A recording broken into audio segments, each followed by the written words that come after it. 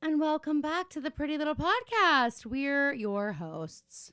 My name is Phoebe. And my name is Caroline. And today we are going to be chatting about all things pop culture, including the great clowning of May 26th, 2025, which could either be interpreted as Taylor Swift not doing fucking anything or the AMAs existing as they did.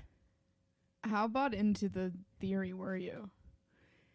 I was just like, well, I clearly was duped. I thought I had seen a story post, but I bet it was from a previous year or something. But I had seen something that like she posted that she was going to be making an appearance. So yeah. I was really like, there's no way she's going anywhere and not doing something with that, you know? And just historically, I didn't realize no one on earth was going to go. And guys, we're going to get into the AMAs, but it was a total freaking flop. But what I will say, well, why don't we just talk about it now? We can get into personal stuff after. But just because we're already talking about it, I do think that this could be a potential pivot for J-Lo. Maybe not opening the show. On that. Maybe not opening the show. Maybe that didn't need to happen in the way that it did. However, it's the most I've liked her in a long time. I thought she seemed like she was having fun. She was having fun with the audience. It seems like this could not necessarily the AMAs specifically, but like hosting in some capacity might be something for her to consider. Well, one thing about J-Lo is she is just so embedded into the culture, you know. She is a pop culture icon, a pop diva. Whether or not we're taking her seriously at the moment doesn't affect that. Like she's always that status, you know what I mean? Because she just like spans so many years in her career. I feel like anyone who had her kind of career and didn't age as well has an easier time figuring out what's next. You know what I mean? Yeah. The problem for her is that she is still so hot. That's her problem. She could go back in. I don't understand why she's not going back into acting. Just doing rom-coms like she did. Like just do like I wonder if she has a bit of a chip on her shoulder now because obviously the past year was a bit of a roller coaster. Like it's like she was on top of the world. We had Bennifer back. Things seemed to be like hot and heavy with them. Their weddings, like all of that amazing stuff. And then on top of it, we're getting her movie and her tour, and then all of those things flopped, you know? So I feel like my ego, honestly, she should have just taken a step back and thought about the pivot after the Super Bowl halftime show with Shakira, because that was one of the most entertaining halftime shows we've had. And I like wasn't so sure about it. I was like, first of all, why are we sharing at the time? And I also well, yeah, and it was so fun to watch because here's the thing about J-Lo, she's such a good performer. And so as much as her opening number at the AMAs had me... Was a head scratcher? Scratching my head, also rolling on the floor laughing, everything in between. I was like, you got to give it to her. The girl's got moves. The girl's got moves. The girl's got presence. She's got star quality, okay? Okay, fine. And now said it, J-Lo has star quality. Well, no one's really been saying that. Add that to the list of things that have probably never been said. Never been said before. We're saying it here on the record. J-Lo's got star quality. She's got the it factor. J-Lo has star quality? Star quality? Weigh in. Guys, weigh in. No, but the opening number was astounding. I had the immense pleasure That is the word for her. Because astounding can go, it's not overtly positive or negative, but it's not good or bad. It isn't not good or bad. It's not good or bad. I had the immense pleasure of turning on my television a few minutes late, a few minutes into the live broadcast of the AMAs, and a broadcast, by the way, that feels like it should be streamed on Twitch. Like, why is this a prime time event? Literally, no wonder it's on Memorial Day. It could have been an email. Like, literally, this was an award show that didn't need... I wonder how much money it cost. Don't tell me. If I'm in a award Wait, let me finish this thing, though. I have to say. I turn on my television, and the first thing on my screen is not like a normal move from J-Lo. It's when she's in the center of the circle and everyone's kissing her on the mouth, taking turns. And she's just standing there and everyone's one by one latching onto her mouth, sucking face, and then moving on and the next person comes in. I was like, what's the point of this? What is happening right now? What is going on? And like, I hadn't seen, then I rewound and I caught the entire thing. But for that to be I was like, what? J-Lo. And it is kind of hilarious that she, who has plenty of songs, I know she wasn't like nominated for anything this year, but like that she just spent 15 minutes dancing to a mega mix of other artists, and she's like a huge artist.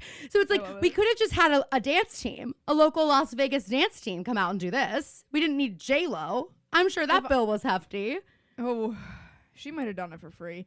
No feel like fucking if way. I'm in if I'm in an award show and I have a category with like 10 nominees and not one of them comes, I'm reevaluating whether we need to have this award show. I think they are reevaluating because obviously we haven't had it for the past 2 years.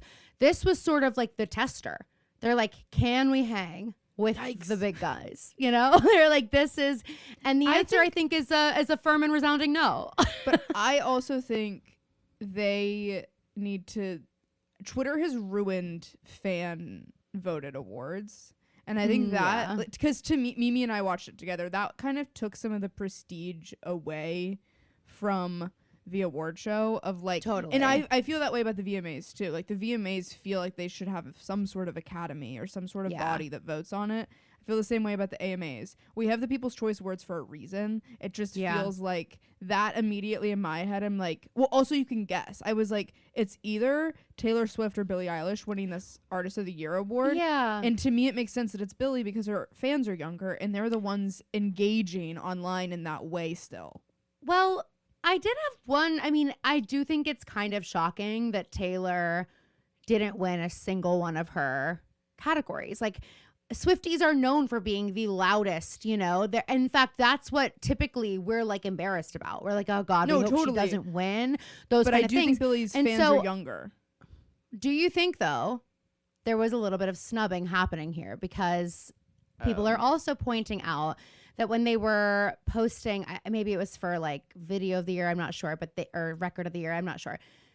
But they were showing all the nominees, and every single nominee, you could hear people cheering, clapping. For Taylor Swift, they muted it. Oh, well, I didn't And then it went back. So, like, I don't think there was any snubbing going on, because I also think that something that to me falls in lines with the people that are voting for these awards being who I'm picturing is Gracie Abrams beating Chappell Roan. I thought that was crazy. Well, and I also think it feels like the young fans who are now getting invested into Stan Twitter. Like I remember when One Direction was up for these, it was like, sorry, I have to clock into work every day to get these boys their awards. I know, but I guess that's what I'm confused about is because I feel like Swifties are like that. I'm just not that kind of Swiftie.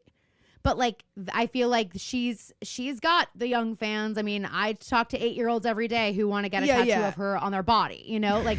So there's no shortage of young fans. I wonder if, and I'm like, every one of these Swifties was so tuned in to the AMAs because we were thinking and hoping that we were getting something.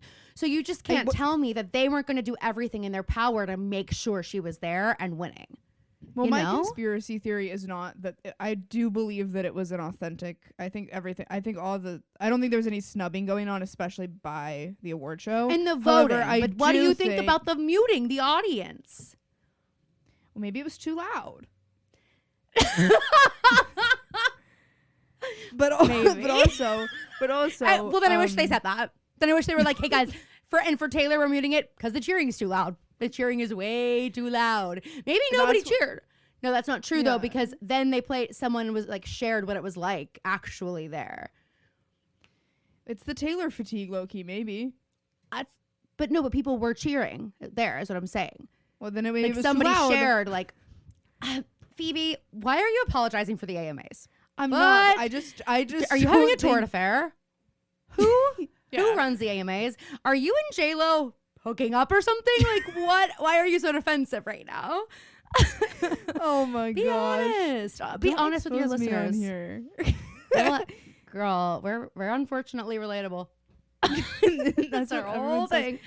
But I do think my conspiracy theory is that the AMAs, they start kind of laying the groundwork, because I feel like, I mean, it's been 2 years, but the AMAs are notoriously, I feel like, an award show where rumors about Taylor Swift tend to circulate. So like part of me was like, are they? I think they're fueling the fire a little bit to get viewership probably up, so that Swiftie, because you and me wouldn't have watched it. We wouldn't have rearranged our schedule this week if we didn't think that she was at least gonna send in a video of her in a little Eras Tour leotard. Well, exactly, and that's the other thing. You're telling me the Eras Tour is not what's gonna win for the touring category? Like, it doesn't make sense to me, honestly. And I'm also wondering, like, did the AMAs know none of these stars were going to show up? Like, do they have to RSVP? I have a feeling Billie Eilish could have decided day of. Okay, fine, I'll say it. I'm stressed all the time, and it's messing with my hormones. Between work, keeping up with the latest pop culture news, and everything else, I just feel so out of balance, and I know I'm not the only one. So I'm going to help you out. Happy Mammoth offers a free 2-minute quiz that can help you figure out what the heck is causing your hormonal symptoms. It couldn't be easier. And after the quiz, you'll get a personalized recommendation to help balance your hormones and start feeling better already. When I took the quiz, it suggested that I might be going through estrogen overload. And I can pretty much blame that for the way I've been feeling. One of the recommendations from the quiz was to take Hormone Harmony, which y'all know we love. And it has literally helped me so much, you guys. I'm less bloated, I'm less tired, and okay, fine, I'm less moody. Since I started taking it, I've noticed such a difference. Taking care of your hormones isn't just about feeling good right now, it's about investing in your long-term health. When you take the hormone quiz, you'll learn more about your hormone balance, and you can make small but intentional changes to support your body. Whether it's with Hormone Harmony or another Happy Mammoth product, the quiz really helps guide you towards solutions that work specifically for you. So, ready to start feeling like yourself again? Head over to happymammoth.com and take their free 2-minute hormone quiz today to find the ultimate answer to your stubborn hormonal issues. And for a limited time, you can also get 15% off your entire first order with my code PrettyLittlePodcast at checkout. That's happymammoth.com and use the code PrettyLittlePodcast for 15% off today. Well, my hair right now looks like the wig that Heidi Montag wore to the AMAs. My hair because looks so much great. dry shampoo in it. No hat today because I forgot. Did you see? Yeah, I'm still posting clips, so you don't get to say anything. Okay, just saying it. I'm just gonna be less funny then. Last night, right? I'm sure I'll notice a big difference. Just kidding. Oh my god, that was hilarious. It was funny as fuck.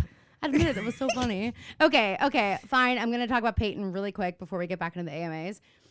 I went to take Peyton to Lilo and Stitch last night with Kelly.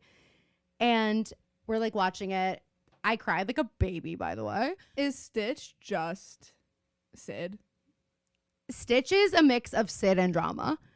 And it is so funny. But like, I'm sorry. I can't. If you don't like dog movies, I don't know why you would like this one. Same thing.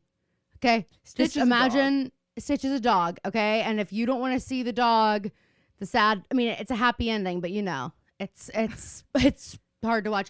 And the little girl who plays Lilo is so cute and such a good actor. Like, she was so, I loved her.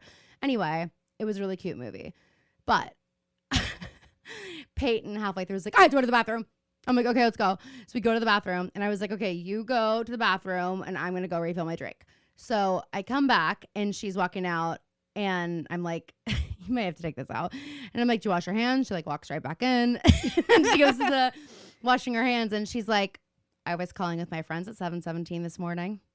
And I was like, wow. She goes, yeah, we were just like, talking about our new like dress code that we have. And I was like, you have a new dress code? And she's like, yeah.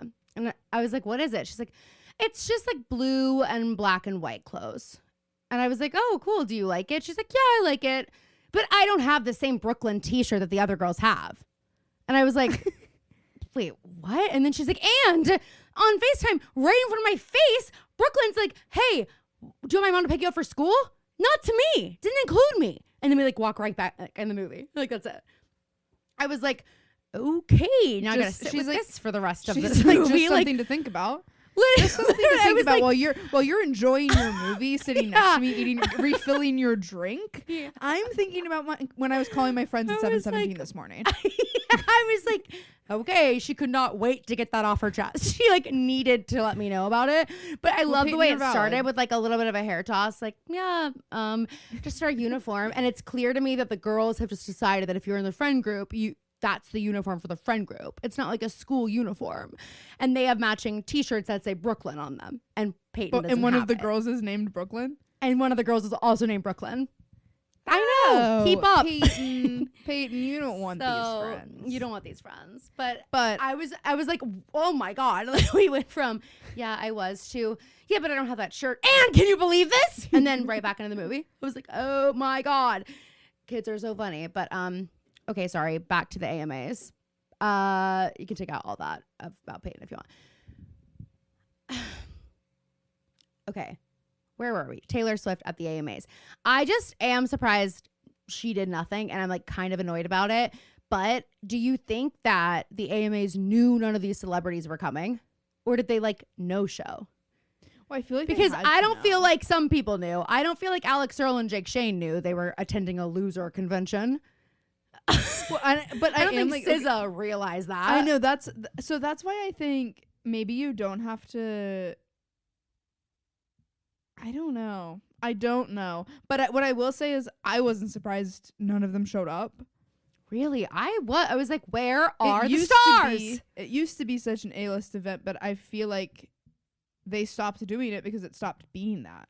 Yeah. And I do think that partially started to happen when Taylor went MIA. Like, I know that was a long time ago, but like when she started removing herself, when she started dating a certain someone, she stopped having fun and going to these events. I mean, the AMAs is where we get that picture of Taylor in that like turquoise dress sitting next to Selena and Lorde, and like she was dating Calvin Harris at that time. And I think Karlie Kloss might have been there too. What a time, yes. And Diana, I think that's where we get the picture of Diana Agron meeting Karlie Kloss in front of Taylor Swift. You all know. And Calvin Harris is there.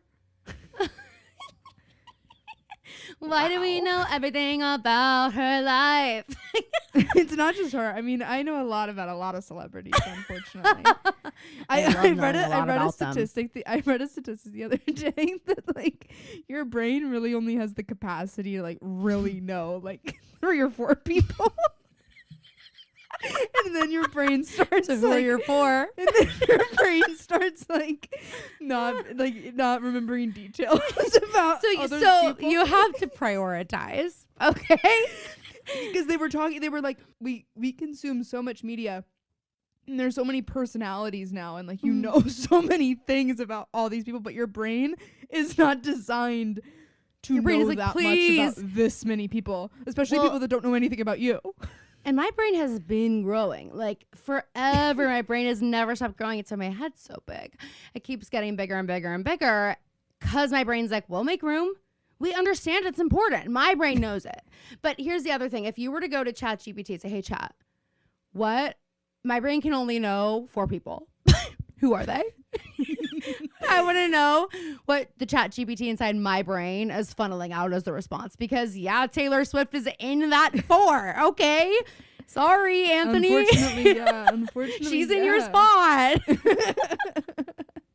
Oh my God. The next one is, Aria Montgomery. They didn't say they had to be real people. And half the stuff that I know about her, I made up. Anywho, overall, I just thought it was crazy. I hope Mom got to see her little backflip moment. This backflip that one looked dangerous. In particular, we're maybe needing to take a lesson from Icarus. I think we're flying too close to the sun, Benny. I know. Nerve-wracking. Right? Last night, I saw a movie you're seeing this weekend. I saw Friendship last night.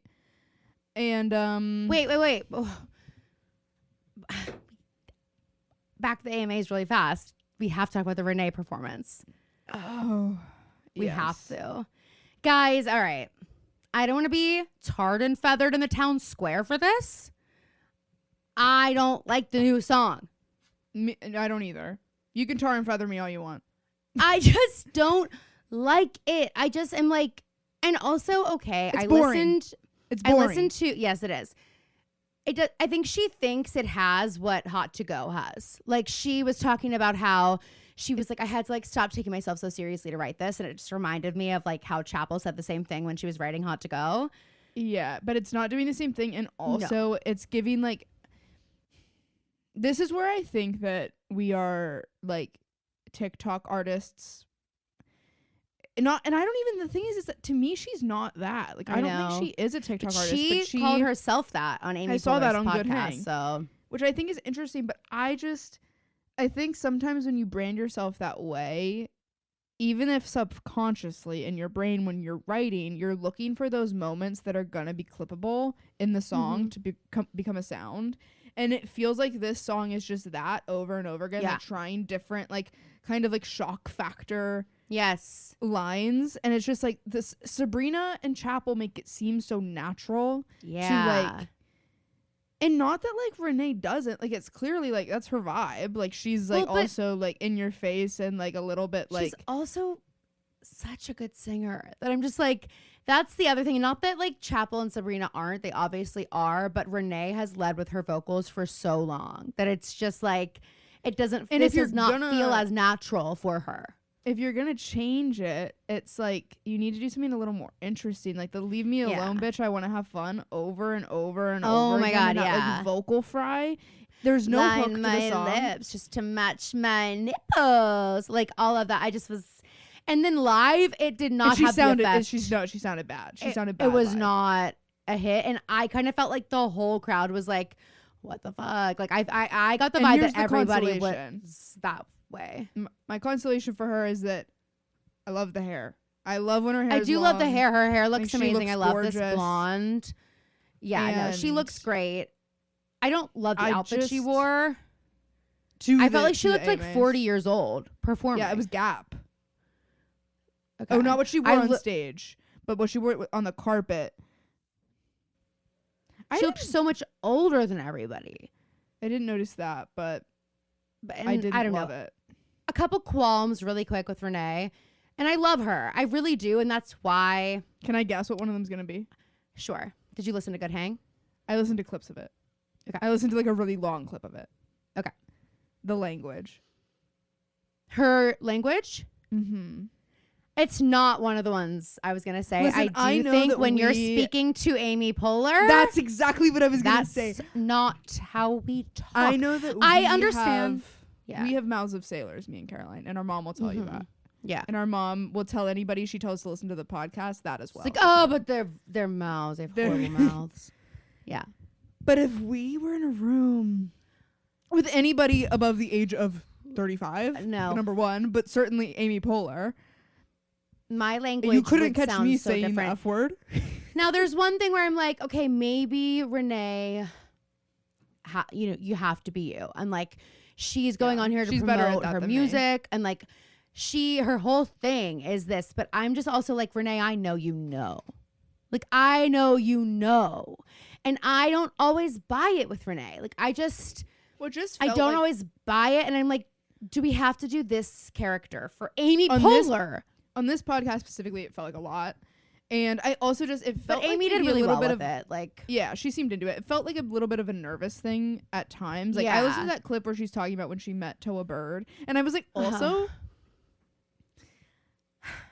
And I don't think Toa Bird's probably someone who really cares. But, like, if my partner went on a podcast and described how we met and I came off and Amy Poehler said, wait, she was so mean to you. I know. I would be like, wait. No. Let me, like, let me retell the story so that you understand that that's not how it. Yeah. That's not, she wasn't being mean. And it's just, like, it wasn't really a cute story. And it's just I don't know. It's just tough. I also felt awkward because Amy Poehler and Tina Fey obviously are best friends, and Renee has had so much shit to say about the Mean Girls musical. Now, I know that she's not blaming that on Tina Fey, and it is what it is, but I am like, is that a little awkward to have? Maybe. But that didn't seem awkward. It also felt like an interesting, But maybe Tina's actually who got her on there, because I was thinking it's kind of interesting that, like, because so far on Good Hang, for the most part, it's been people that have a clear connection to Amy Poehler, or it, like, makes sense that they're on. Yes. Other than, like, Paige and Hannah, that one felt a little bit out of left field. But this one was the Amy first one listens where to Giggly Squad. Yeah, and Hannah's like a comedian. Like, it just felt like it made a little bit more sense. And she opened for Amy and Tina like the following week after they post. So I'm like, this is the one where it felt the most like, oh, interesting. Yeah. Like, this feels like an interesting pairing.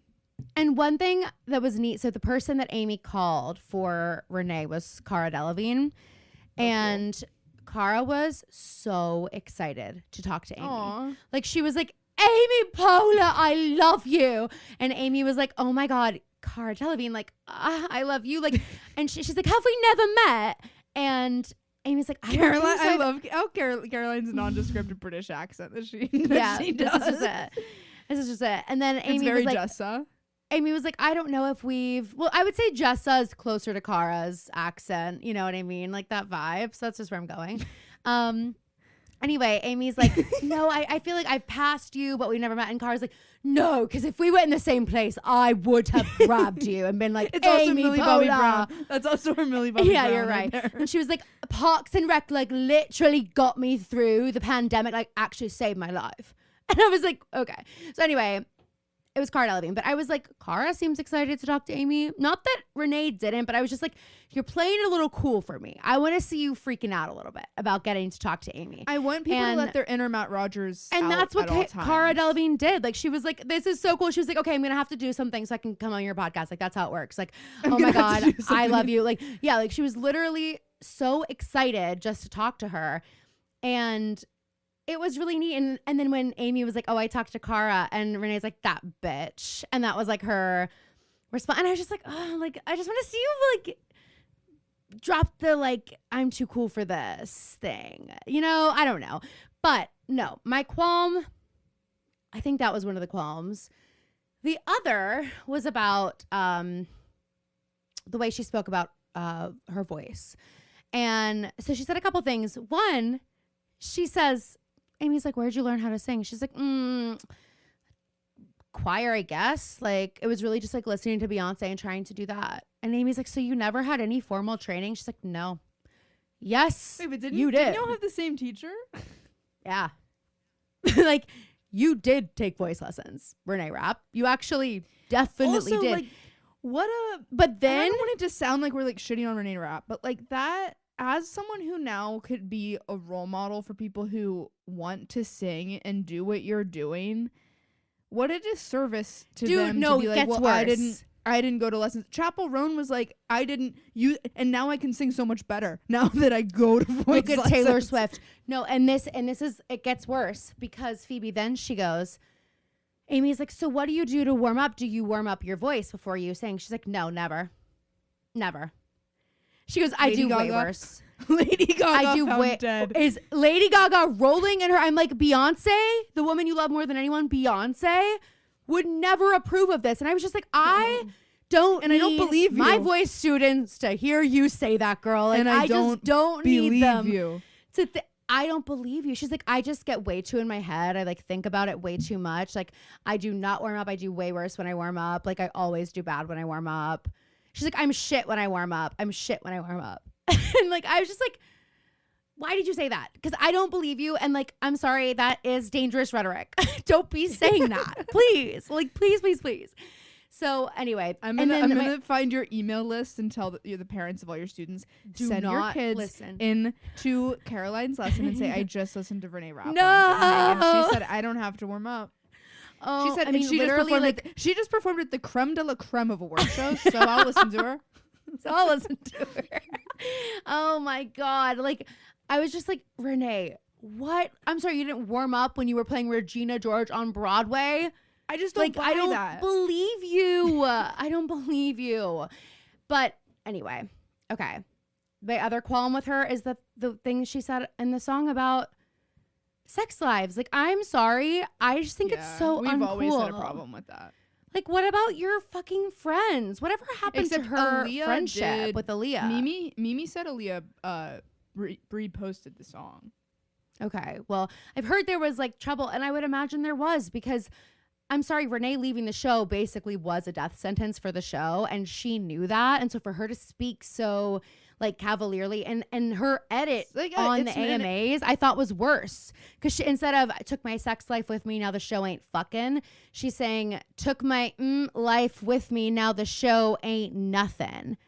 Which I'm like, that's worse. It's like it just got canceled. And it's like, it's not even just the livelihood of like your friends. It's like, that's a lot of people. And I'm not putting it all on her. Like the writers. No. I mean, there was always a little bit of hope left for the show, but it definitely was considerably harder with her leaving. Yeah. And now a bunch of people are out of work. I have heard that maybe I haven't heard any specifics. So if you guys know any, I actually would like really be interested to hear. But I've heard that like maybe there were things on set that just like weren't good. Like well, she said, and I think she mentioned it maybe in Call Her Daddy, that interview too. I remember her talking about the Mean Girls stuff and then that, yeah. And so like totally if it's a bad environment, absolutely. But I will say that episode I remember like hit me hard because it is really like and if you haven't listened, I would say like that's really excellent. I know we've talked about it, but I'm just like, if you haven't listened to that episode where we did talk about it, you should go listen to the Call Her Daddy episode with Renee Rapp. She sings on it. She sounds amazing. It's like a really great episode. I actually really liked it.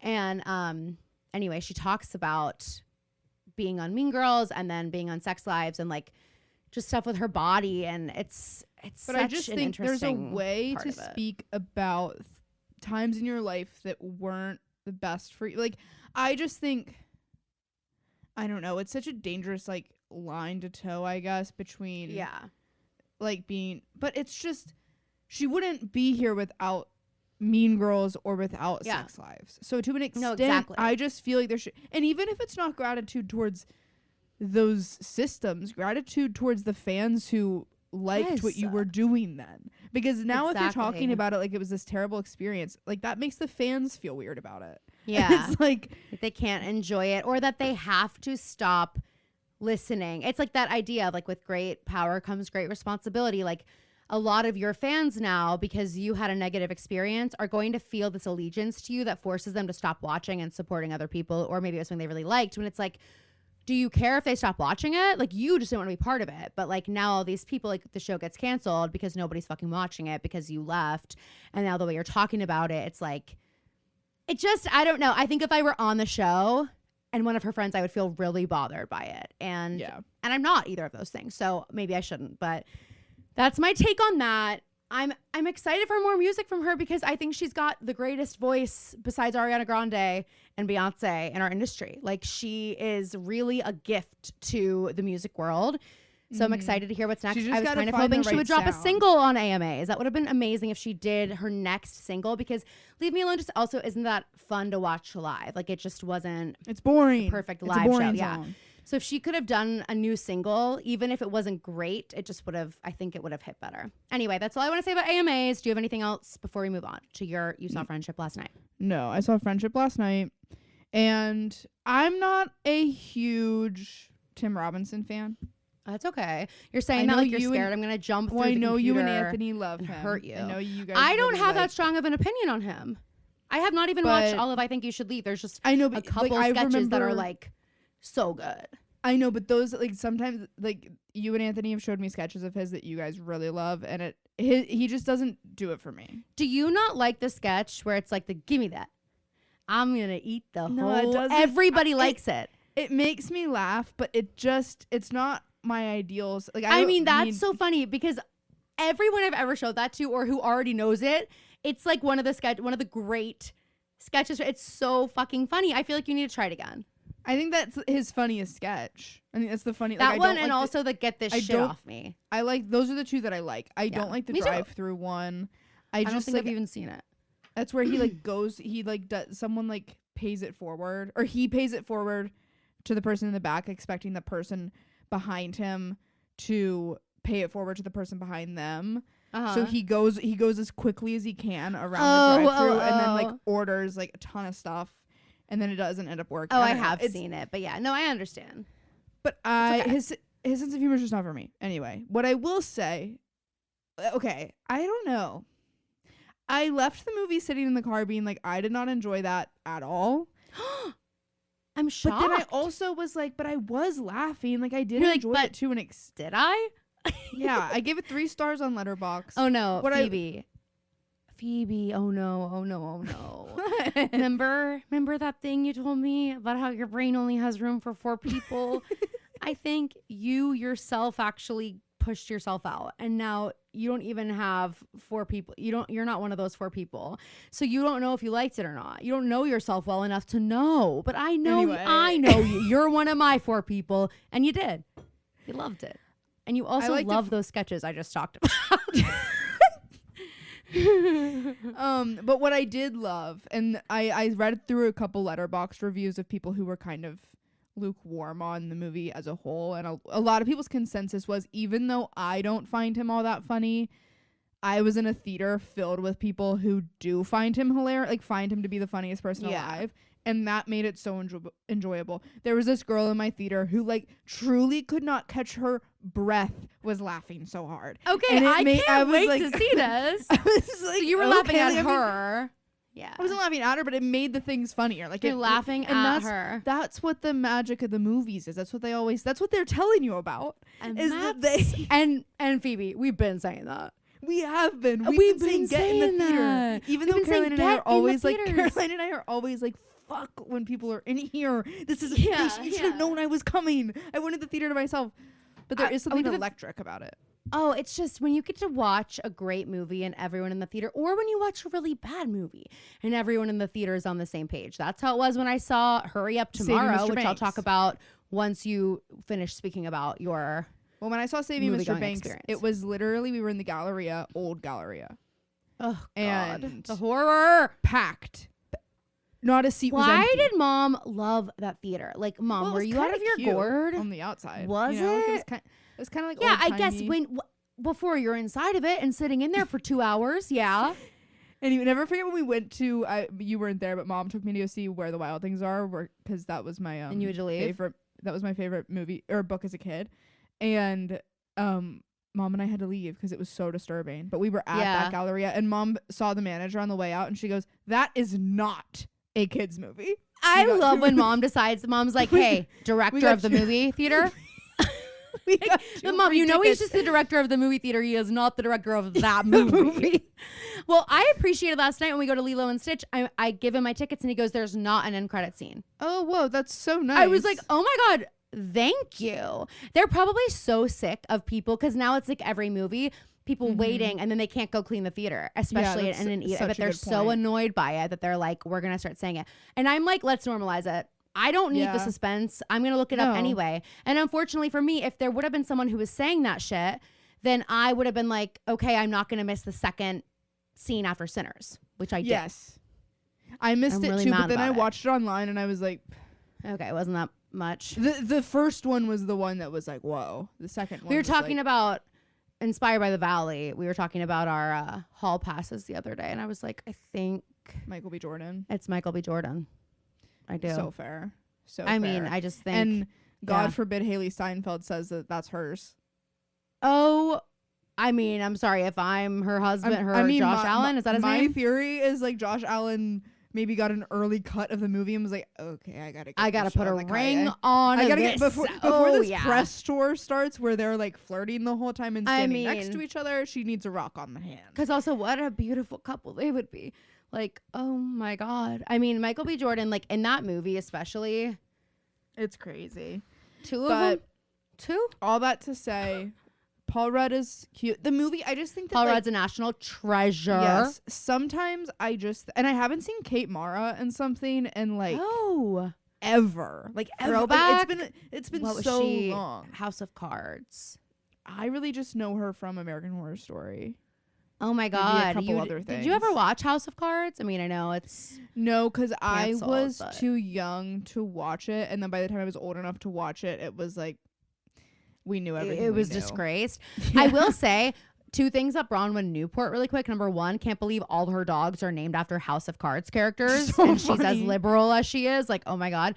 And number 2, I need to do a deep dive into her, because apparently there are like very legitimate claims of identity theft and like fraud reports of her from 2021. No wonder that are she's like so defensive. No, I know. And people are like, she is a full, like, Conwyn Newport. They keep calling her.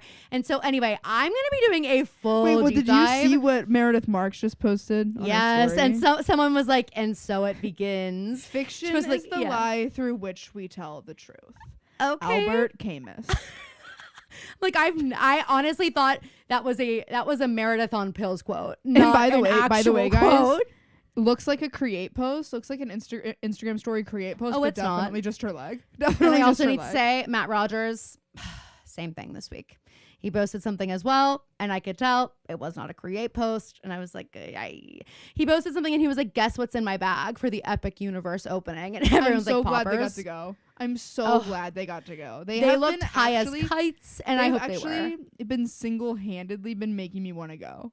I know. I wouldn't have known a thing about it. Number one. They are the two people on this earth that I just like wish nothing bad for. I wish something bad for everybody else, but those two people, no. Okay, so moving along. Well, do you have any other personal updates for us? How was your weekend? How's your week going? Good. Nothing crazy. Guys, we're going to Nashville. We're having a sister retreat in Nashville at the end of the month in June. Yes, it's true. Mom and I are going down, and we are having a sleepover. We're staying at Phoebe's house the first night. I can't freaking wait. I haven't been in there yet. No, and I'm going to get in there. So where will you sleep? In my bed. Because it's a one bedroom, right? Okay, so you'll be in your bed with me and Mom. Okay. I mean, I'm sure we can fit. We're all this big. It's going to be so fun. We're going to have so much fun. But we want to go do some like really fun stuff. And Phoebe kind of just like, she doesn't like to go do fun stuff. She just likes to go do the stuff that she likes to go do, which she thinks is fun. And it is. But those things that you wouldn't do. You know what I mean? I'm being but then it's like, it's hard to think about when. I know. Because you live like there. Also, there's so much of Nashville that's like, oftentimes people that text me and they're like, I'm here, what should I do? They're like adults, and so like museums work, but like I'm not thinking you guys want to go to a museum or no, we want to do like fun girly, like just girl gang kind of things. Okay, that's what we're going for. We're going for that, right? Do you not think we are? We're going for we want to eat, drink. We already know how to do that though. That's the thing. It's like me, Phoebe, and Mom, we'll be fine when it comes to eating and drinking and like seeing music and like those kind of things. Like, we'll be good. But like, are there any really cute, like, we want to go to a hat store? Okay, so like, do you have any favorites, or are there any really cute, like shops that we wouldn't know about that Phoebe might not like go to because she lives there and you're not going to those areas? It's just sort of like, you know, you're not going to go to like the. I think I think we do Broadway during the day on Saturday. So we can do karaoke because that's a must. Because Mimi and I have realized, and we're not Broadway people by any stretch of the imagination, but we both separately Broadway Nashville, by the way. Of course, they're Broadway and New York person. People. You know we're Broadway people. Never been on it. Yeah, but don't be stupid. We both separately had experiences on Broadway at a time that like we wouldn't normally go. Like, we didn't go on like a Friday or Saturday night. Like, I took Mark and Kate to Broadway when they were here, and we went at like 6 to like. You had a bad experience? No. We had a great experience. Oh my God, my heart was just like in my throat. No, that's what we're my God, saying. when you're like, me and Mimi have both had experiences and we were there like at not the normal time. I was like, what are you about to tell me? I mean, like, people don't like Broadway because it's like way too much. It's way too packed. It's annoying. It's all tourists. Which, like, by the way, if it's your first time in Nashville, you have to do it that way. Yeah. But living there, it's just like that, you don't need to go there. But Mimi on Saturday went like in the afternoon, and then like she was like, we actually had a really good time, and I was like, I had a really good time on the afternoon a couple weeks ago, and I think and we went to different bars than we normally do. Like we went to some of the more like not as young bars, and it was like, this is actually enjoyable, like just sitting on a rooftop and having the music, having a drink, like, and live music, and it's like a nice day and there is sunlight and you're not like I mean the nighttime just changes everything. Changes everything. But I'm really excited. It's going to be really, really fun. So if you have any ideas for our Nashville weekend, let us know. Okay, well, my personal updates. Saw Lilo and Stitch last night. What? One more thing. Okay. So I have been listening to an audiobook, as everybody knows. Right. Everybody knows. Right? Guys, name it. As everybody knows. Guys, 1, 2, 3, say it out loud. The Anxious Generation. Yeah. Thank you. Yeah. I've been reading that, listening to it.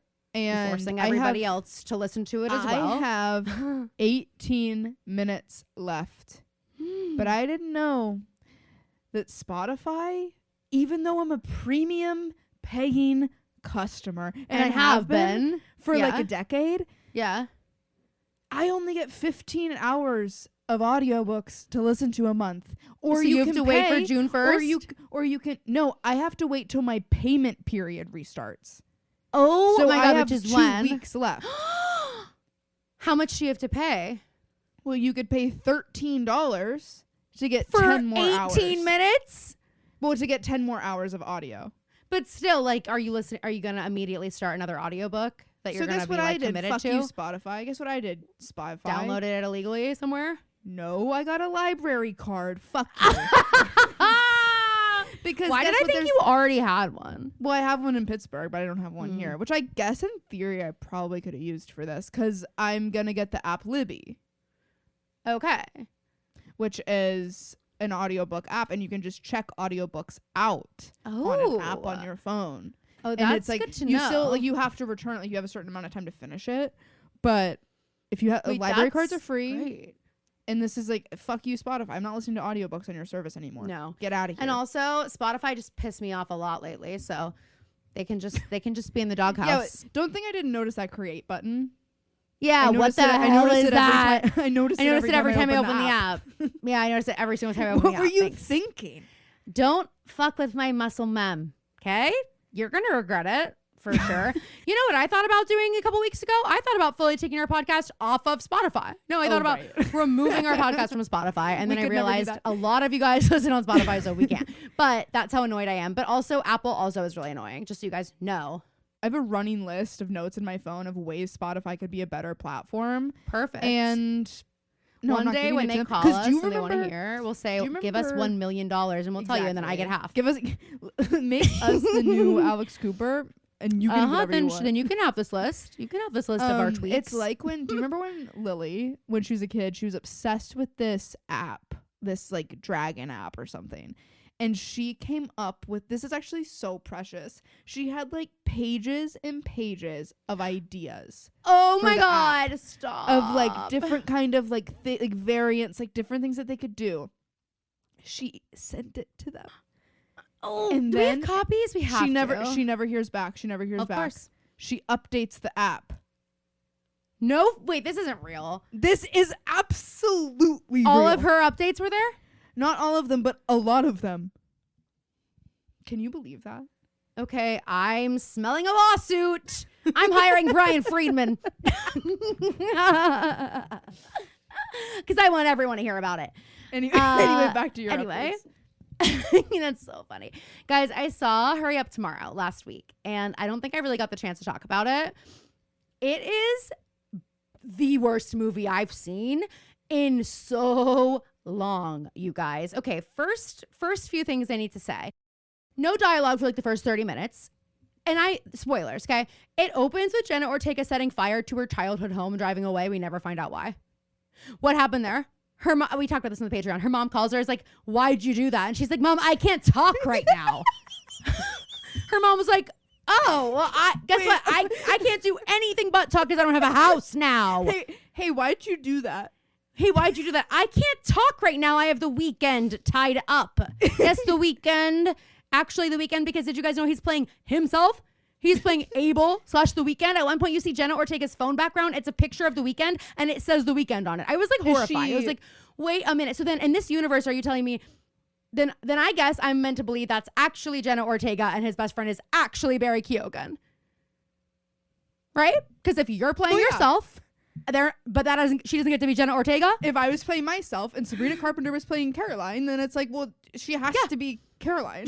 Yes, exactly. So anyway, they have that moment, The Weeknd and Jenna Ortega during the concert, that we lock eyes in a crowd and feel a connection moment that I hate. And I wrote in the note during the movie that I think this is dangerous rhetoric, and here's why. None of these little fangirls of the year 2025 need any more encouragement to believe that their one true love, Benson Boone, Harry Styles, whoever that might be right now, is going to lock eyes with them in the crowd and change their entire life's direction. Okay? Stop it. Stop it with this story. It isn't going to happen. And these kids don't need to be believing it. Because let me tell you, I certainly believed it. We've all seen the tweets. That's like me grooming myself because I was certain Nick Jonas was going to look out and say, that's the one. Me wearing this lacy bra just for you, Nick Jonas. I'm 15 years old. I'm 15 and I'm in the nosebleeds. Like, yeah. Just in case. So I'm just saying, like, we don't need to be perpetuating this idea. And certainly not you, The Weeknd. So then The Weeknd and Jenna have this, like, really special night out together, which, by the way, he is a hardcore drug user.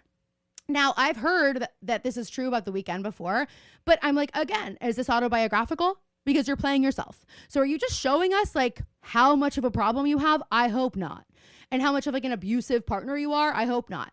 Okay, so then Jenna Ortega turns out to be a crazed fan. Like, actually a stalker. She knocks him out when he tries to leave her. So you know that scene that's been going viral where he's like, shut the fuck up, that one? Right after that, she knocks him out. So he doesn't get to leave. She literally renders him unconscious, ties him to the bed, and keeps him there, where she plays his own music, like songs you probably have heard of, like Blinding Lights. And she starts doing this crazy little dance while she plays his music on her iPhone, and he has to listen. And she's like, do you hear this? It's so deep. Like, the words are so deep. Like, oh my God, just tell me what you were thinking when you wrote this. You're a genius.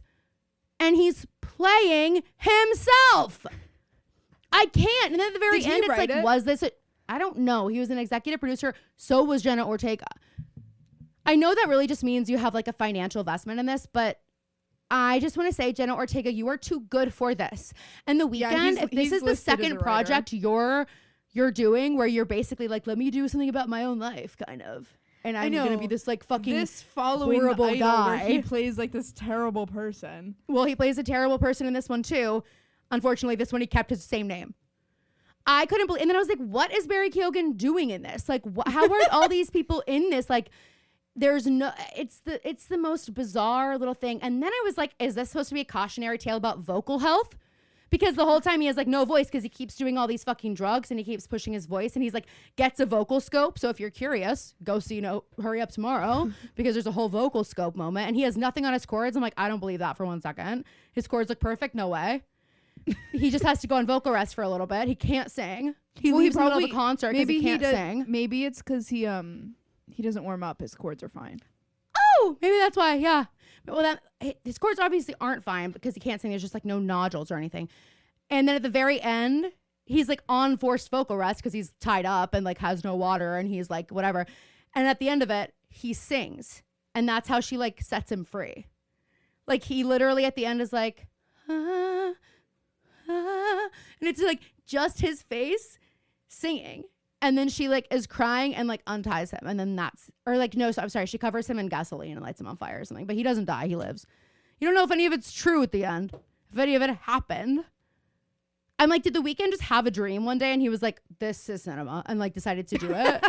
I'm like, what the fuck did I watch? Kelly and I both were like, this is the worst movie we've ever seen. That's wild. But at the end, he gets his voice back. So it does make a good case for vocal rest. It's like Little Mermaid. It is exactly like The Little Mermaid. If you want to see Hurry Up Tomorrow, just go watch The Little Mermaid. Same diff. Maybe you can't hear me anymore, but she agrees. All right. I was super social last weekend, and it took it out of me. I'll tell you that. Took it out of me. But it was fun. Okay. Let's talk about the Hunger Games casting. You're very excited. I'm so excited. 1 second. I lost my tab.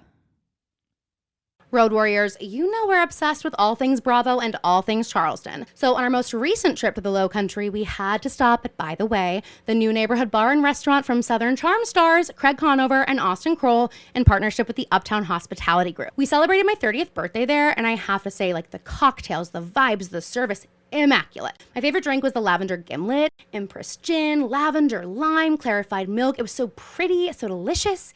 And our group kept those freezing cold martinis and caviar bumps flowing all night long. The atmosphere was exactly what I wanted. It was chic, but cozy, elevated, but welcoming. Think like your dream neighborhood spot that also happens to be Bravo adjacent. And because the night was that good, I had to go back for a dinner date with Anthony. The menu brings an elevated spin to classic tavern fare, handhelds, crave-worthy kettle chips with French onion dip, literally dream about them. But the best part were the steak frites.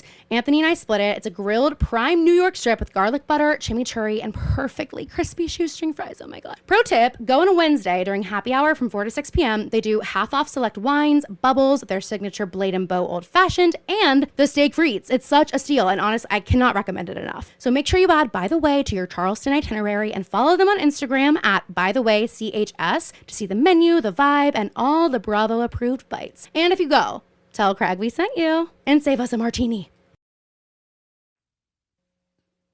Well, obviously, we were all hoping the Elle Fanning is who we were all most hoping for to get. And we were just unsure that it was going to happen. And here we are. We got her. We freaking got her. I'm so excited. She's going to be perfect.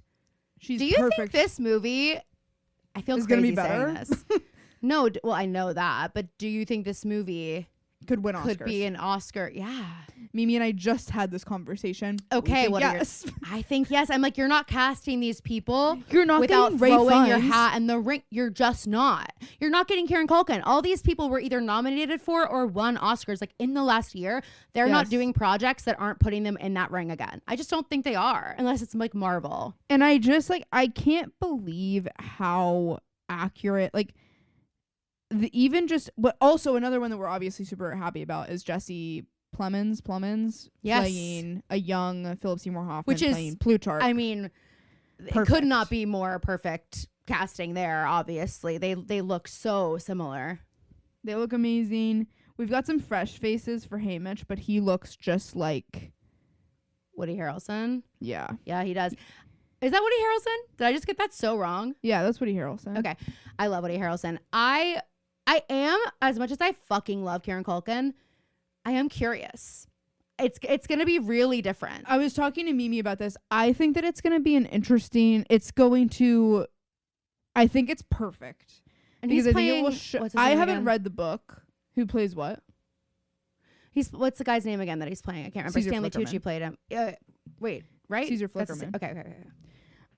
No, I haven't read the new book. I've not watched these in so long. That's what I mean.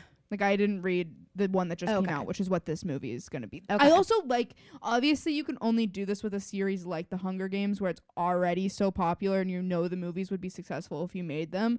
But I think it's having the book just come out a couple months ago and now having the casting, the movie will happen relatively quickly. And I feel like it happened the same way with the one Rachel Zegler was in. The succession of how it happened is really nice. It's making people really excited about everything. Yeah. But I think that it will be, and again, I haven't read the book, so I don't know how Caesar Flickerman is depicted in the book, but in my brain, I think Kieran Culkin's a really great pick to show how,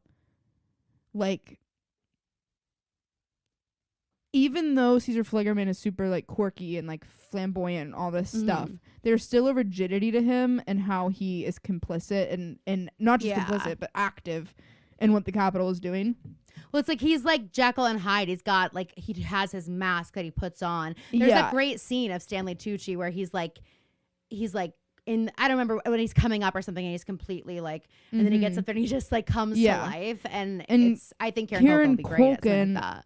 I think will show how a younger person gets turned into that. When I think he's gonna show a much more natural and less polished side of the quirkiness that makes Caesar Flickerman. And then we'll kind of get to see how that shifts as he probably gets implemented and everything that has to do with the Capitol. Should we read this book as our summer book club? Should we do a summer book club this year, you guys? Oh yeah, that would be good. What do you think? I want to reread Are you guys all into of them. it? I haven't read them since middle school. I read them in high school, and I remember just eating them up. Those were those books where, like, if I had 2 minutes, like I could like, if I was sacrificing a social hour, if I was sacrificing like the extra 2 minutes that I could spend talking to people in the halls or like chasing boys, then the book was good. Okay. Which is, by the way, how I feel. I actually don't know if I've talked about this on the podcast, but I've been talking to Caroline about it. I've been reading The Secret History for what feels like an eternity, and I have about 50 pages left of the book. And that's how I feel now, that I've gotten to a certain point in the book. I am like, oh my gosh, I need to like, it might be my favorite book I've ever read, which I know doesn't sound right because it's taking me so long, but it's just so what a labor different of love. You must love it because I put shit down if it takes me that long. I'm like, all right, you're obviously not good enough.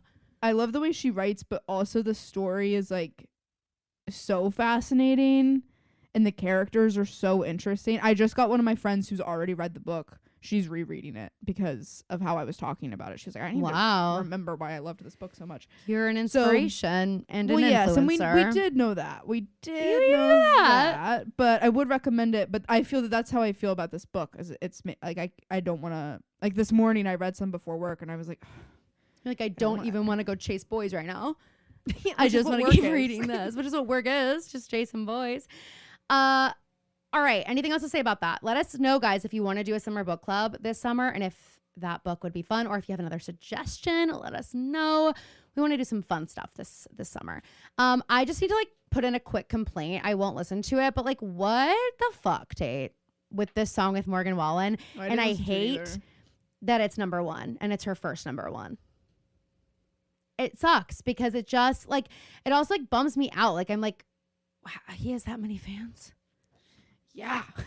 It's like such a bummer. I know. He's like, yeah, he's massive.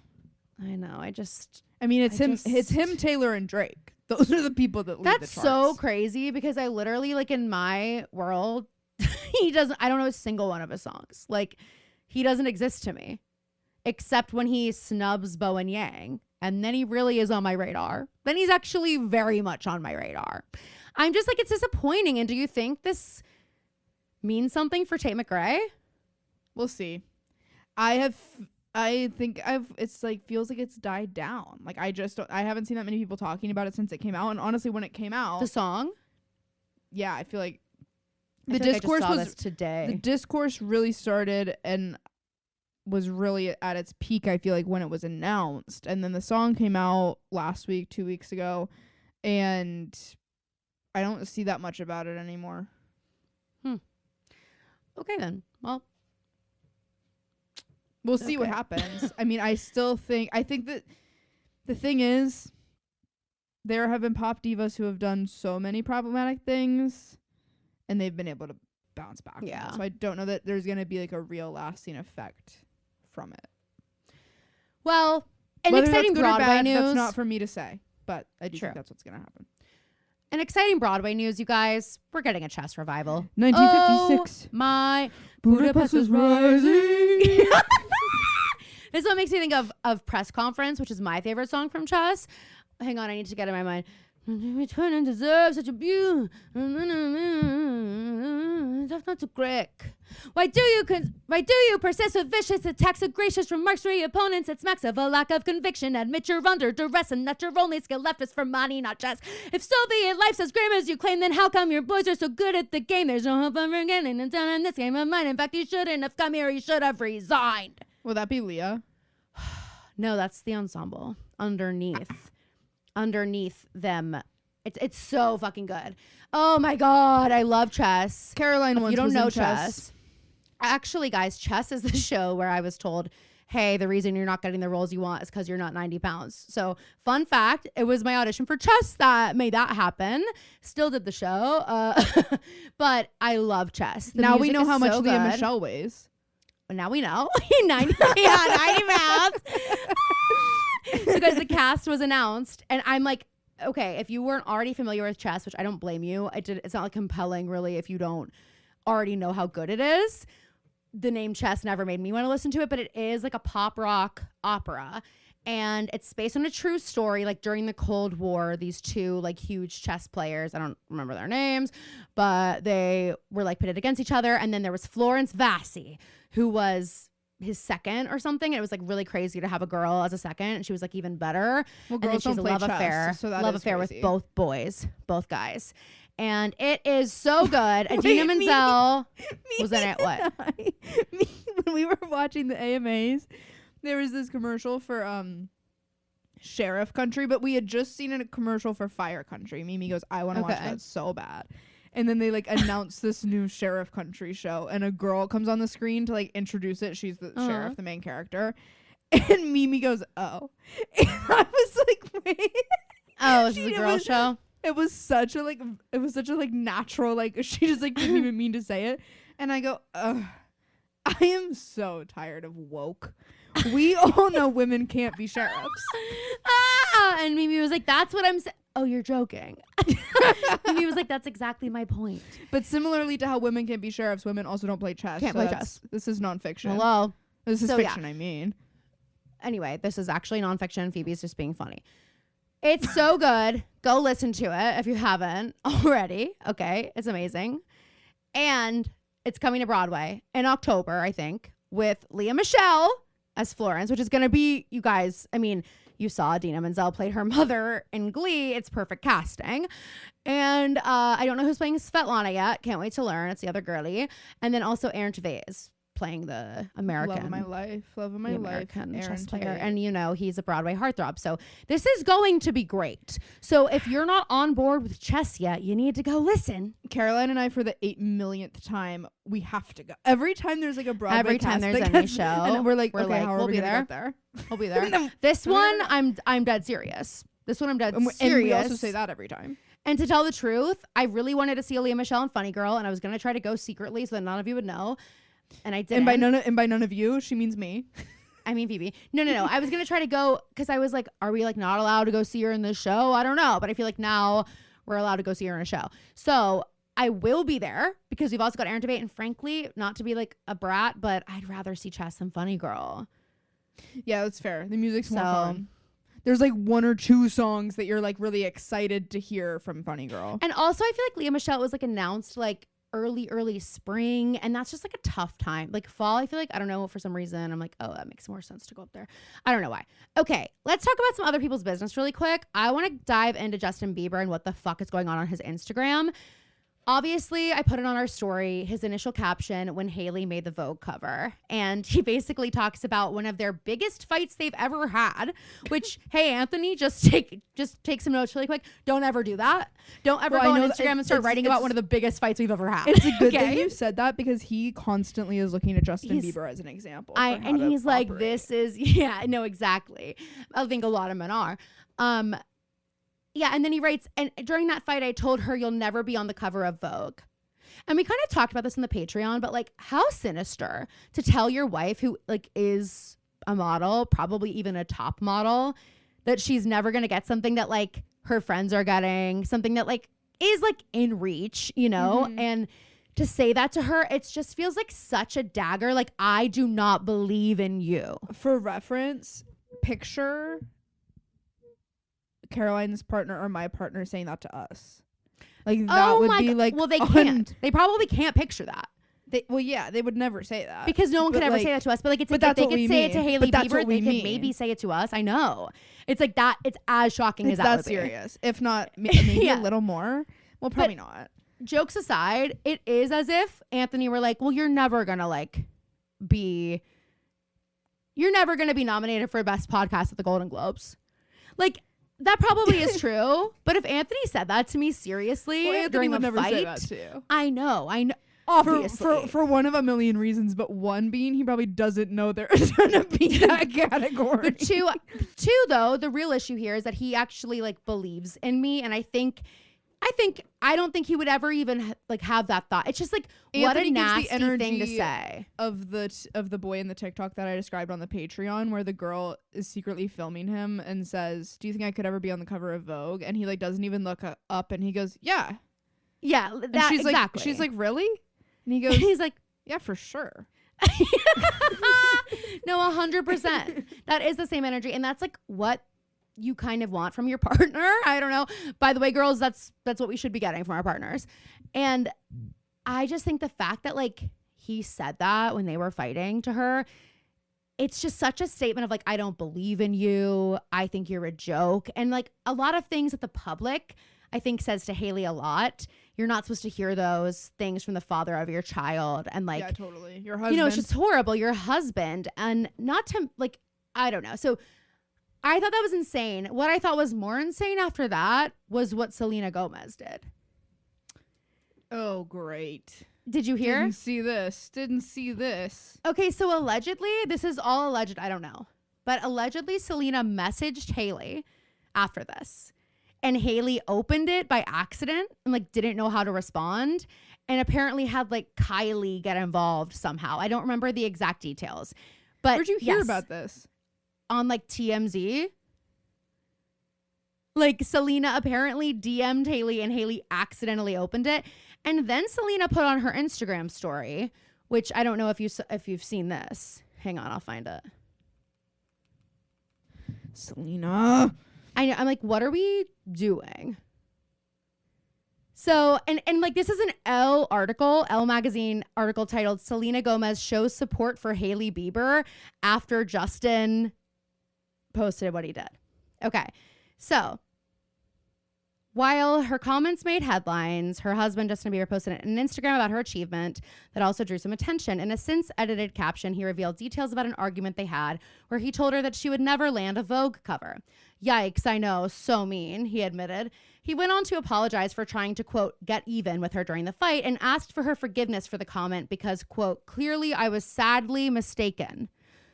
Sadly. So you're sadly mistaken?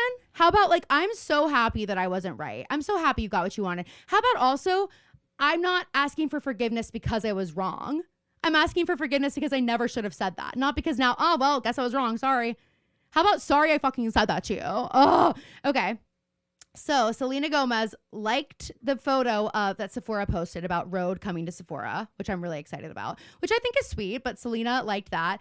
And then she posted an Instagram story, and it is like a repost of a photo with handwriting on it that says, you matter, your voice matters, your heart matters, you are worth so much more than you know. So she reposted that, and then she wrote, you know who you are, and I'm cheering you on. Okay, now I'm not as mad anymore.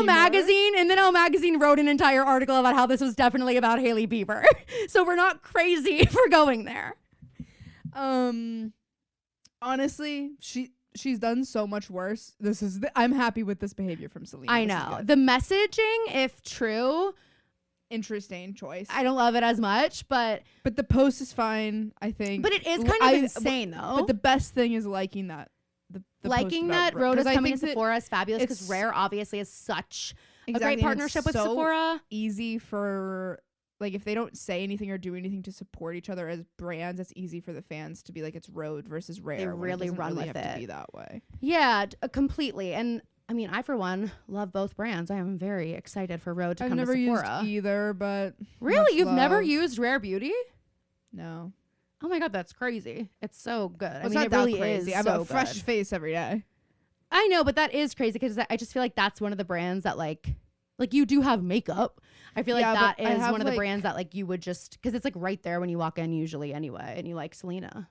I get like NARS. Yeah. She gets what I tell her to get, but next time I'll say Rare Beauty. Urban Decay. We love an Urban Decay moment. I love like, those Urban Decay. It has toner, highlight, and toner. Bronzer. For sure. Holy fuck. Yeah, it's like Little Naked face palette, and it's bronzer blending into blush, blending into highlighter. By the way, everybody, skin care update. I added recently to my routine the CeraVe morning moisturizer with sunscreen in it. And it has fixed the issue I was having with the moisturizer. Oh, excellent. Not that it was an issue, it just my skin didn't feel as moist as I wanted it to. Yeah. No, I get it. Well, skincare update for all of you. My skin eczema is still pretty bad. I've been cutting back on gluten. I think it's helping a little bit. And also, I did go and switch to the Tower 28 concealer and tinted sunscreen because it's all like eczema approved. And I'm using the Rhode milk, whatever, glazing milk, because it's also approved with the Eczema Association, which is a big deal. That company association does not approve shit. Okay. So if it is approved, it'll have a little E on it and it'll say it. Anyway, but Tower 28 was like the first brand to be approved as a makeup line for eczema skin. And so I went and switched to it. And I love the concealer. I did not think I was going to like it. I'm not wearing foundation today. I'm only wearing concealer and like some blush. And I fucking love it. So just saying, it's really, really good. I don't know if it's like helping my eczema, but it's probably not making it worse. I have to talk about my own dream or nightmare. I'm so that on I know dream. Your own dream. Okay. Then I'll save that for my nightmare. Let's just talk about reality really, really quick. We're going to be watching the Summer House finale or reunion tonight, but we had the finale last week. What did you think? My thoughts aren't really shifting all that much on things. I'm trying to rack my brain. We talked a little bit about it on the Patreon, but one thing we're both kind of confused about is obviously they took out of the added in trailer, or not trailer, but in the trailer for the finale we saw, the page talks about Craig cheating on her with multiple women, and they scrubbed it from the episode. And honestly, the whole episode, it was like, I didn't get enough of anything. We could have broken this up over 2 weeks. And I feel like this happened last year. We haven't had like a real end of the summer. It feels like it felt like the party ended and then it was like, okay, back to the city. Well, actually, I disagree. Last summer we did get Lindsay and Carl's breakup. I know, but that's what I mean. Like we don't. I mean, an end of the summer in terms of like we don't see the wrap up of the house like we used to. Yeah, it's like we get like a 1 month later or 3 months later. Yeah, it's like true. Which is fine, but make the episode an hour and a half then. Like. I just a little, because then we would have had a little bit more of everything else that it felt like maybe we did need more of before we head into the reunion. But I'm firmly team Paige now. Like and I think part of it, when we talked about this when Southern Charm was airing and how that might be influencing how we felt about the whole situation, and maybe the same thing is happening now. But the fact that Paige asked him to not to say something about the fact that she didn't cheat on him, and he refused to, and that he started acting, he just comes off as such a brat, and he always I knew she asked him. I know, but just the way, what I mean is seeing the conversation about it and the way that like clearly it was something that Paige has this air about her sometimes where things don't seem to get to her. And in this conversation, it was like, that's actually like, so you're on Watch What Happens and all these things talking about how you like loved this person so much, but you can't do these things that would still show that. Yeah. I mean,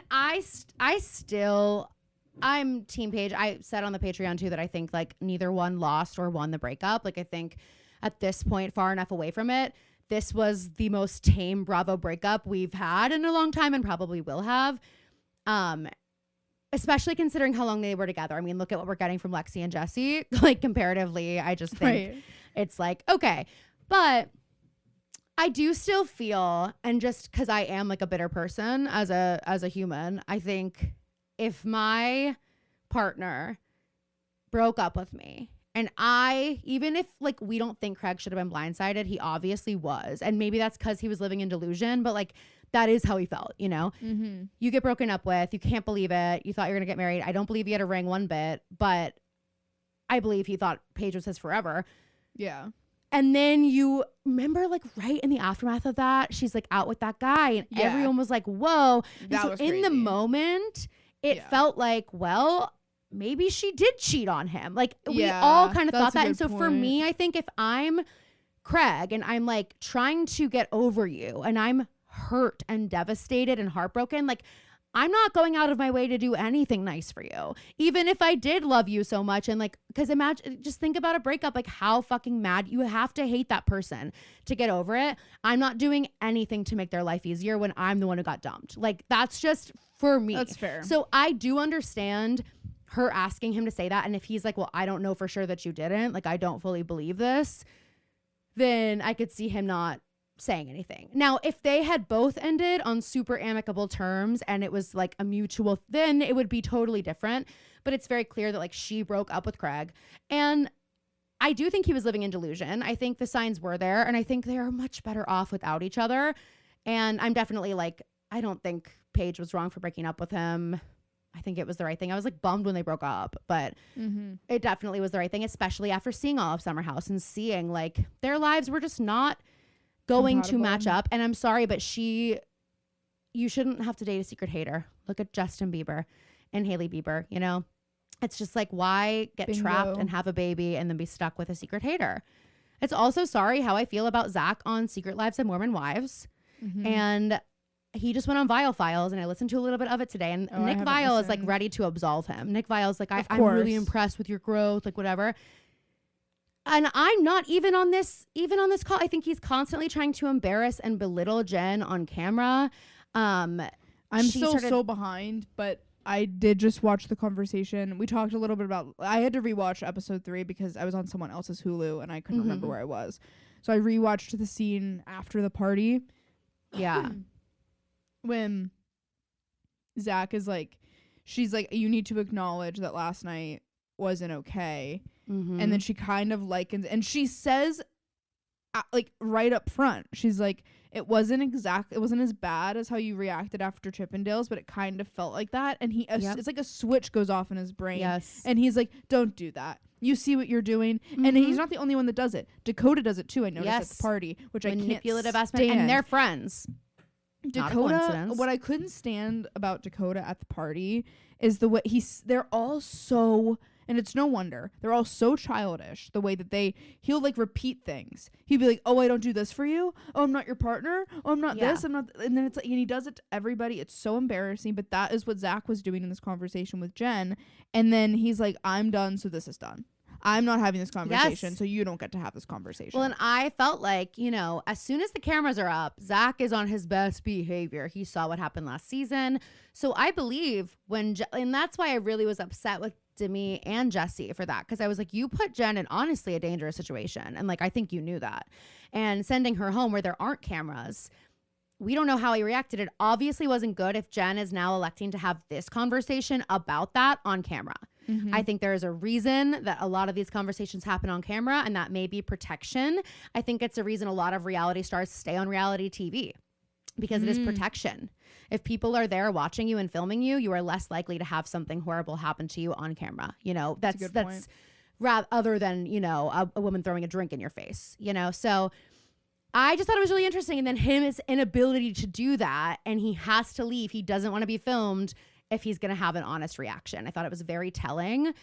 I think him leaving medical school, he makes it seem like it was this huge sacrifice for her. Maybe it was, but either way, one of you is going to have to sacrifice, and your sacrifice was going to be costing a ton of money, and hers is already making more than what you're going to be making in medical school. So I think they were the most Mormon couple, honestly, at the beginning of this, and I think that's why they struggled the most, because it's hard for people to understand them. A lot of these women aren't as devout Mormons, you know, and like, so in contrast to these women, to women like, you know, Layla or whoever who's open about not following all the strict, you know, Jen was still wearing her garments in season 1. Like, she is very much in that Mormon faith. And I think compared to the other women, it seems like, oh my God, you guys are so, but it's like, that's what I think a lot of Mormon couples probably experience. And yeah, I agree. So it's interesting. Anyway, what were you going to say? Just one, pivoting over to Taylor and the new girl, the conversation they had. It's so interesting to see the confessionals after they film. Oh my God. Because when they're what's the new girl's name? Mackenzie? Miranda. What a terrible last name. Miranda McWhorter. There's a building on Belmont's campus. WHORE. McWhorter Hall on Belmont's campus.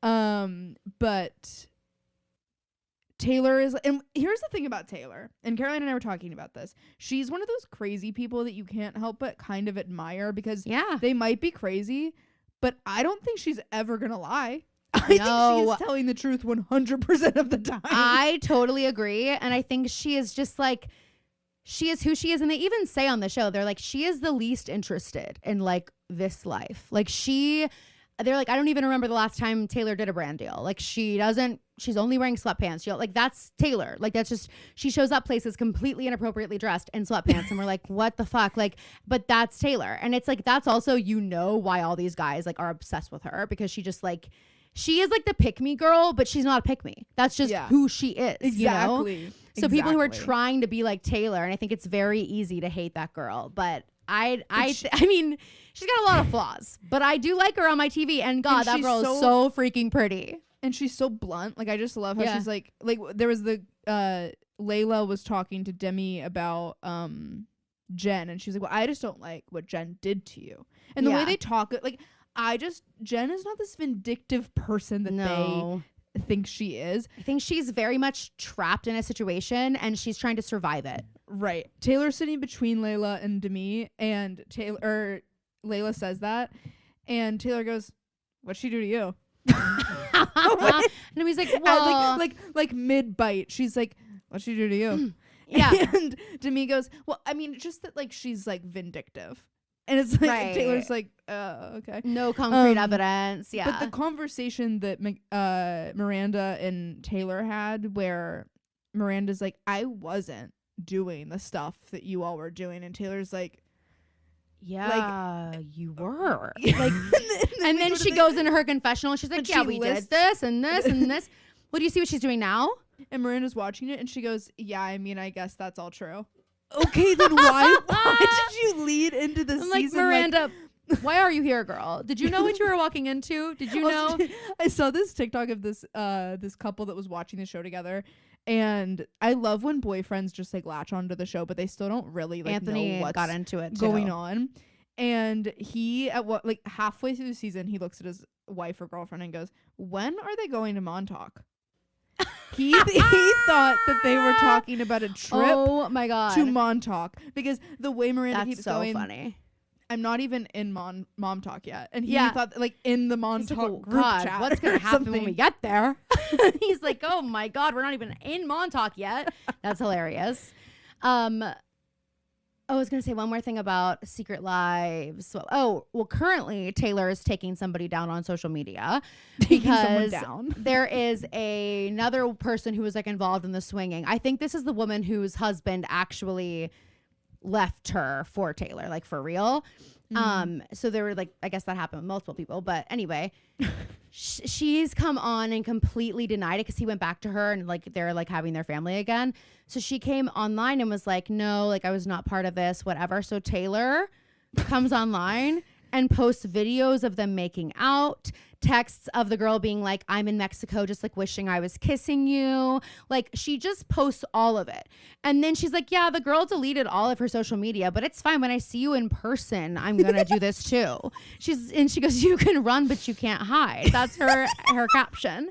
I'm like, girl, that is just the last person I want after me. She is great, but she's like, okay, you can delete all your social media. I'll find you in person. It's like if the girl hadn't lied on social media, you would have avoided this. Yes.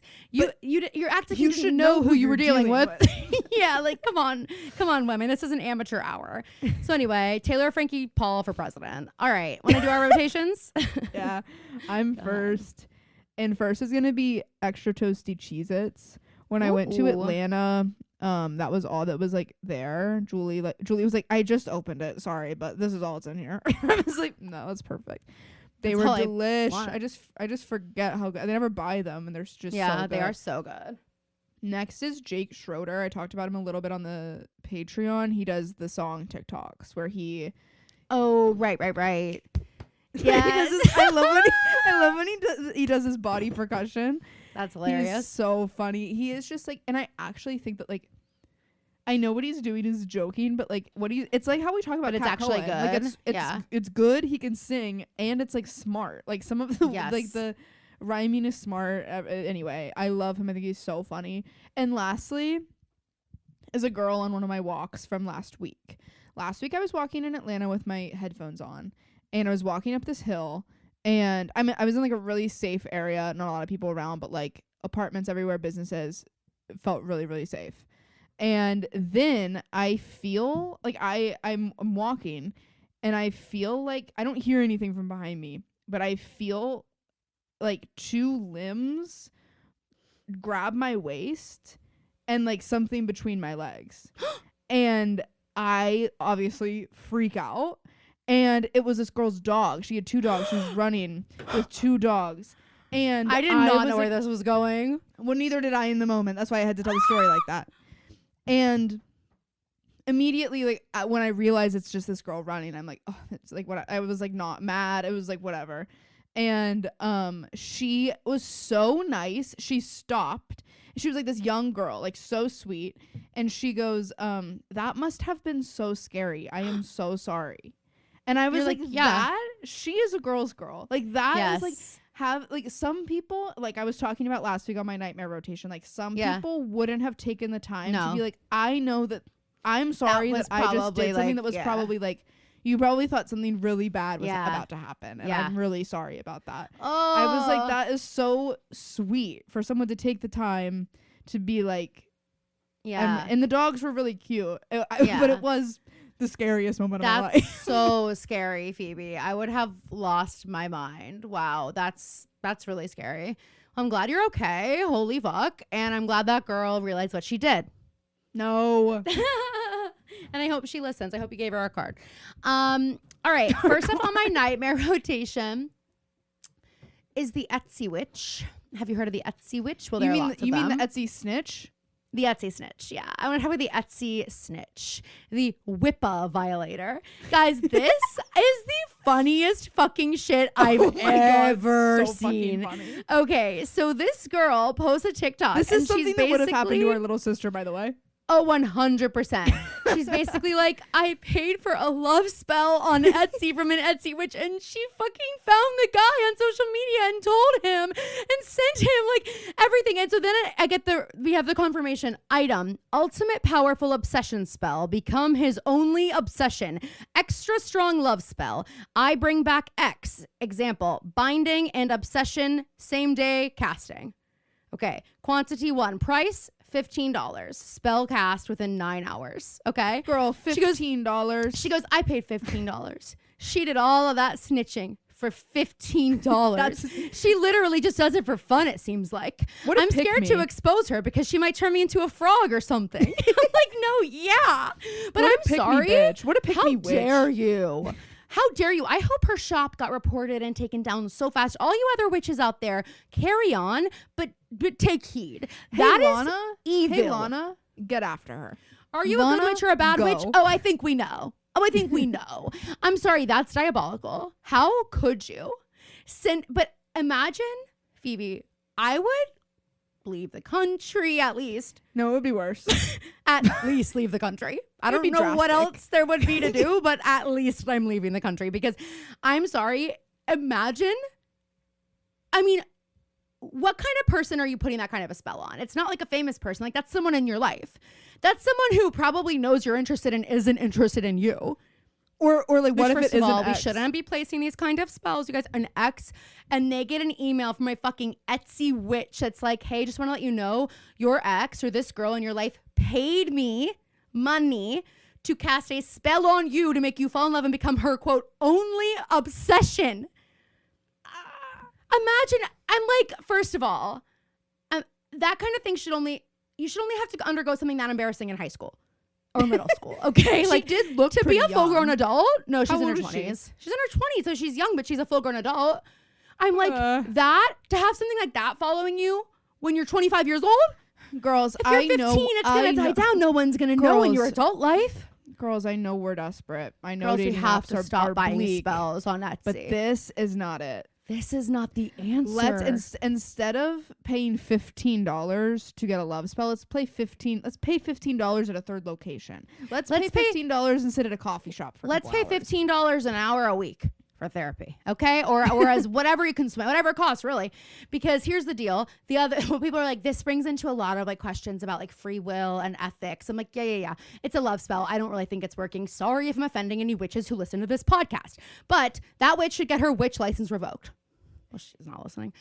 Okay, so that's number 1. Number 2 is Demi. I think she's a villain. I think she's the worst. Demi on Secret Lives, obviously. Not Mrs. Lutz. Are you talking about the new Demi Lovato? Demi Lovato Lutz. Did you see that Miley Cyrus posted a photo of her in the same wedding dress and said, "Twinsies, hope you have better luck than I did," on her story with, by the way, the song that's playing, Miley's new song, Endless Love, or whatever.